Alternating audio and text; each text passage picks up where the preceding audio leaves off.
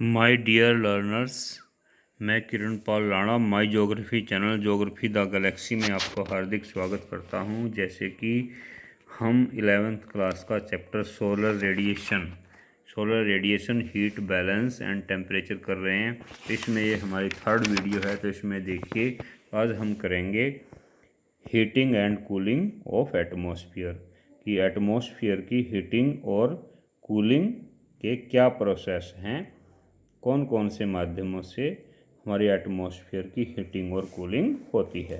तो सबसे पहले हमारे पास आता है रेडिएशन कि रेडिएशन से हमारी एटमॉस्फेयर की कूलिंग कैसे होती है। तो इसको हिंदी में बोलते हैं विकिरण प्रक्रिया।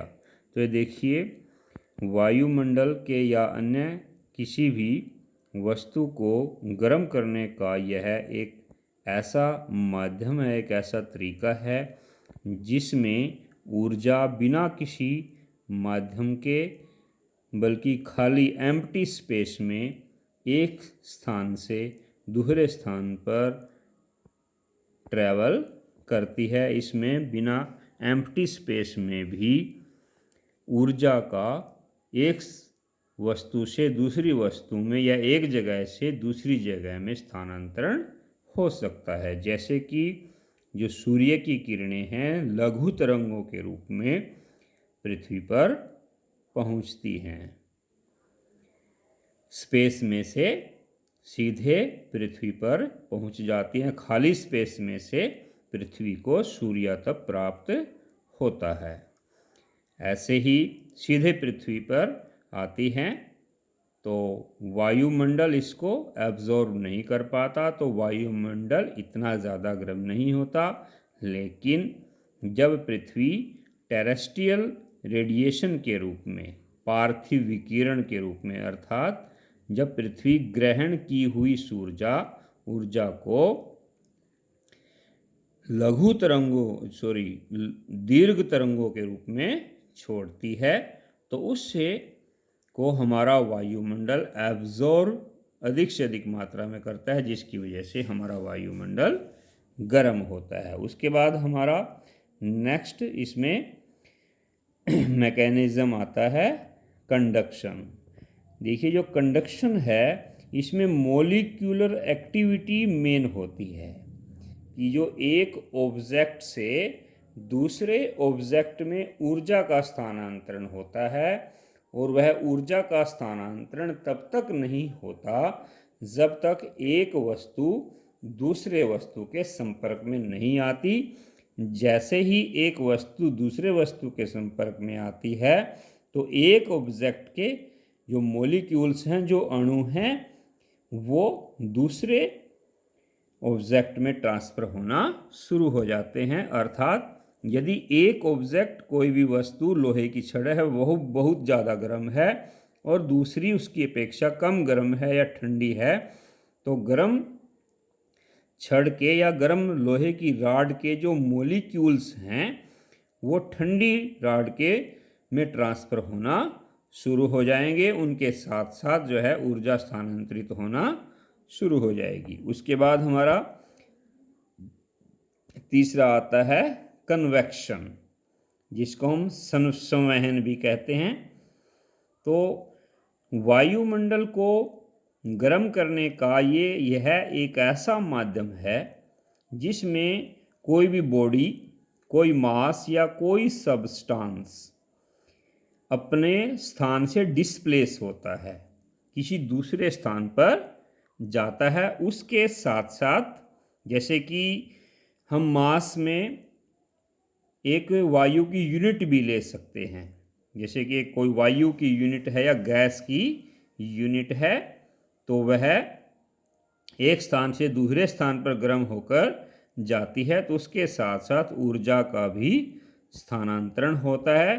तो इस क्रिया को हम संवहन क्रिया कहते हैं। तो इसके द्वारा भी जो है वायुमंडल गर्म होता है। जैसे कि वायु गर्म होकर, हल्की होकर ऊपर उठती है और उसका स्थान ऊपर वाली जो हवा है वो ले लेती है। तो इस प्रकार से जो पॉकेट ऑफ एयर है उसमें एक स्थान से दूसरे स्थान पर डिस्प्लेसमेंट होती है और ऊर्जा का स्थानांतरण होता है। उसके बाद हमारी जो तीसरी क्रिया जो आती है, तीसरी क्रिया है एडवेक्शन।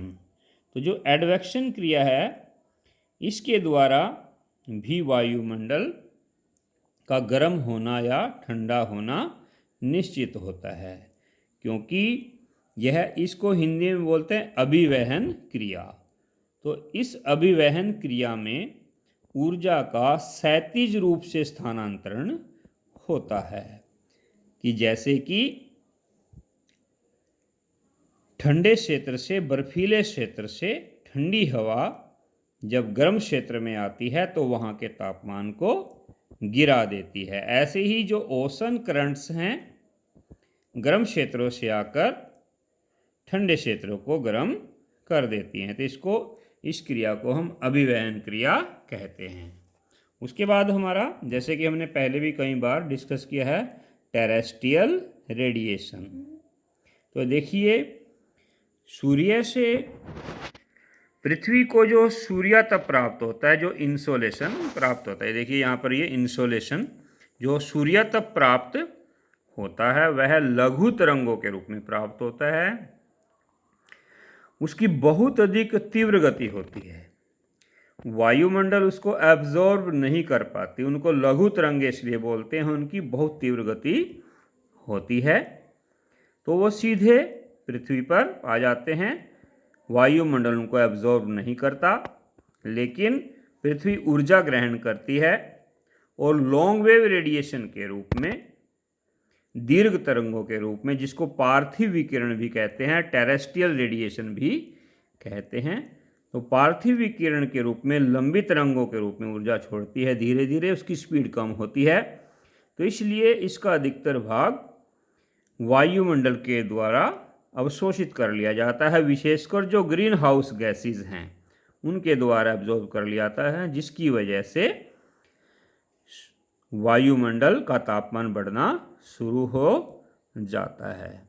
तो पृथ्वी के द्वारा जो ऊर्जा प्राप्त की गई और दीर्घ तरंगों के रूप में जो छोड़ी जाती है, तो उसको हम टेरेस्ट्रियल रेडिएशन या पार्थिव विकिरण कहते हैं, जिसकी वजह से हमारी वायुमंडल का तापमान कम नहीं हो पाता, अच्छा बना रहता है।